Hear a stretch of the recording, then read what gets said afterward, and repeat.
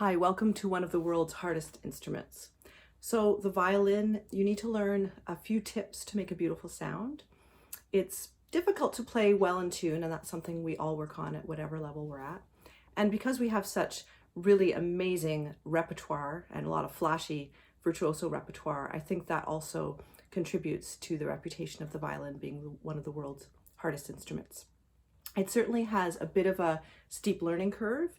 If you play piano, you plunk down a key and you hear the note right away.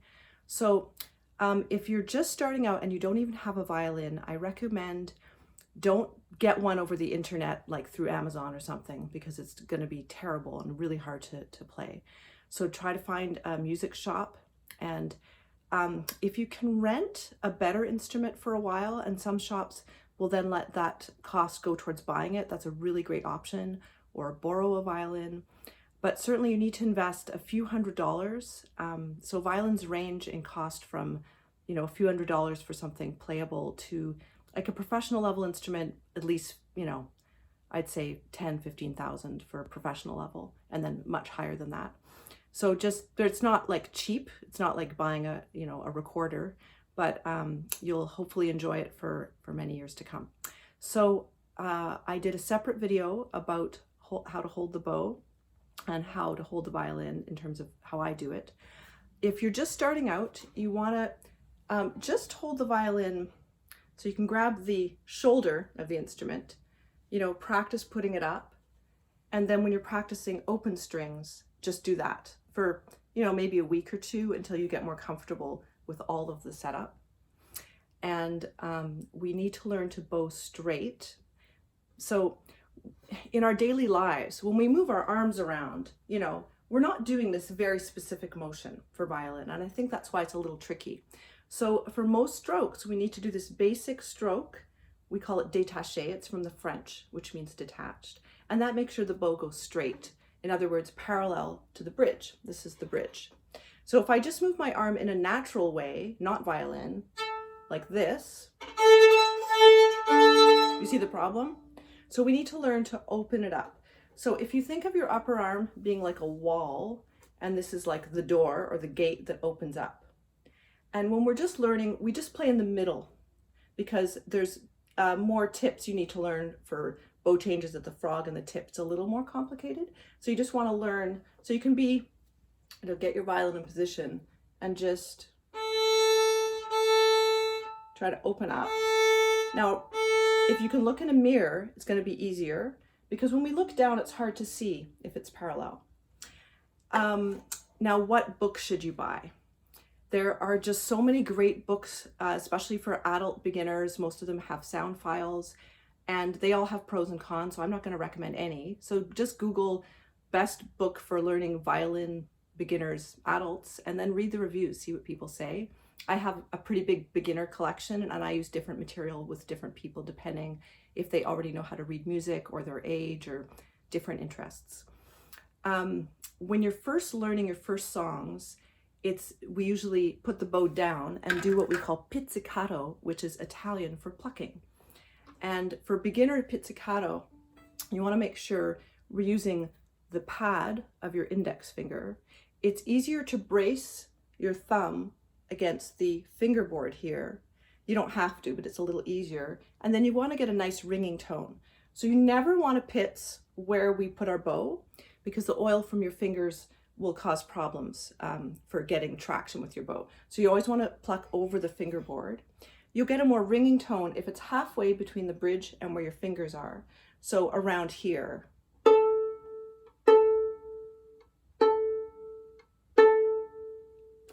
Then you'll notice in my beginner playlist, I have so many scales, and some of them are pretty hard, and you might think, why did she do that? But scales and arpeggios form our music.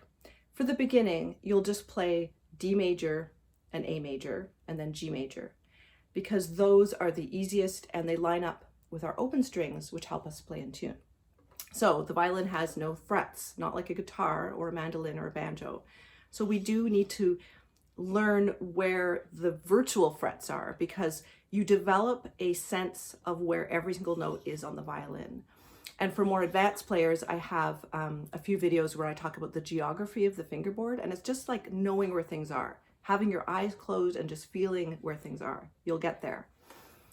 One of the first things you should realize is the third finger in what we call first position, where you'll be playing for many, many months when you're first learning, is the third finger lines up with the open string below. So it's an octave.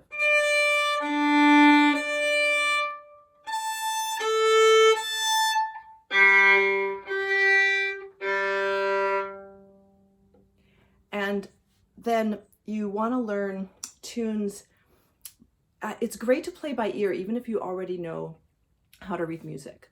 So I would advise you to even try things like, let's say, row, row, row your boat. So some of you might know this.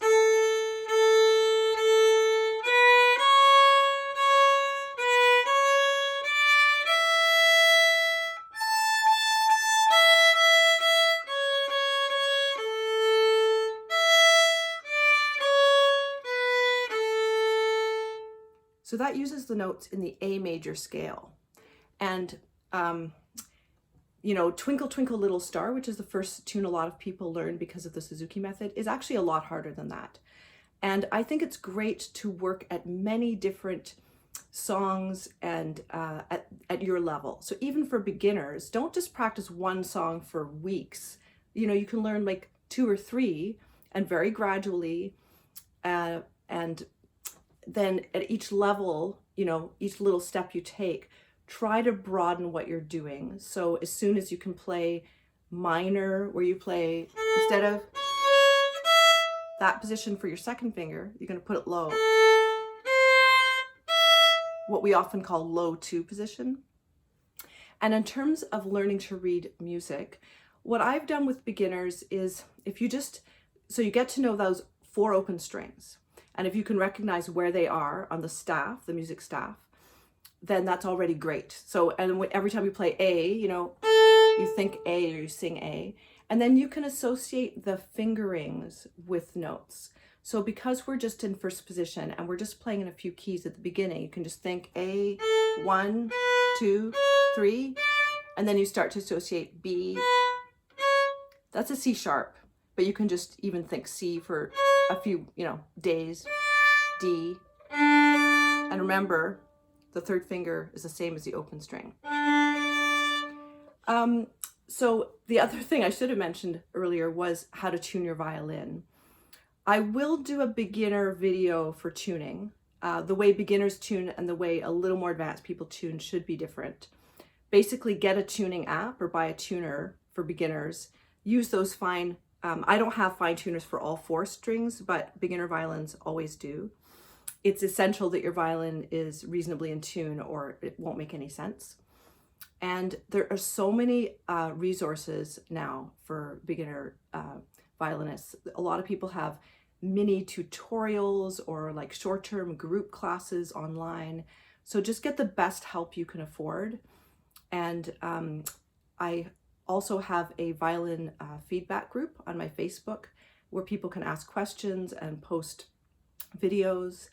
And on this YouTube, there's many, over 40 playlists, including this violin beginner playlist, to which I will be adding a lot. So let me know if you have any questions, and I hope this was useful to some of you.